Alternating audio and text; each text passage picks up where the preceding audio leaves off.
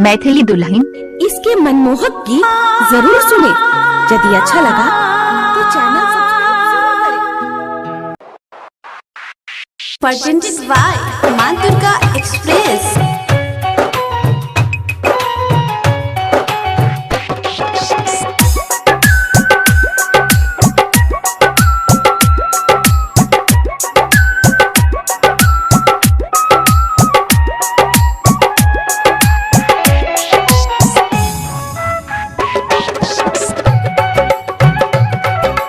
Music by DJ Umesh, Shukipur Bazar. ससुरा में असरन पुरता ससुरा में असरन पुरता रोजे गए भतारा पिटतो। ससुरा में असरन पुरता रोजे गए भतारा पिटतो।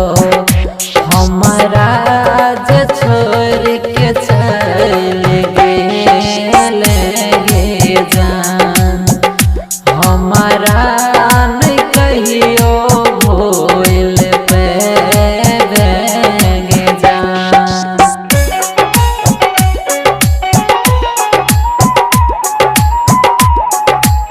सिंगिंग बाय युवा star Arvind Gaur. Music by DJ Umesh, Shukipur Bazar. सातो जन्म के गवादा, सातो जन्म के गवादा पल भर में बदल नहीं इरादा।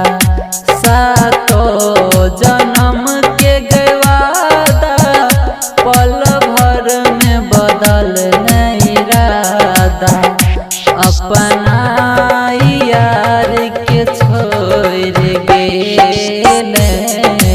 जान, हमारा नहीं कहियो भूल पे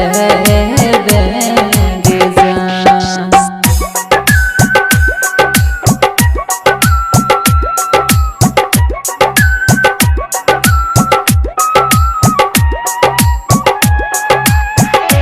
अभी आप सुन रहे हैं फाइरोसो से मां दुर्गा एक्सप्रेस की music by DJ Umesh, Shukipur Bazar. हो तो हर बाराती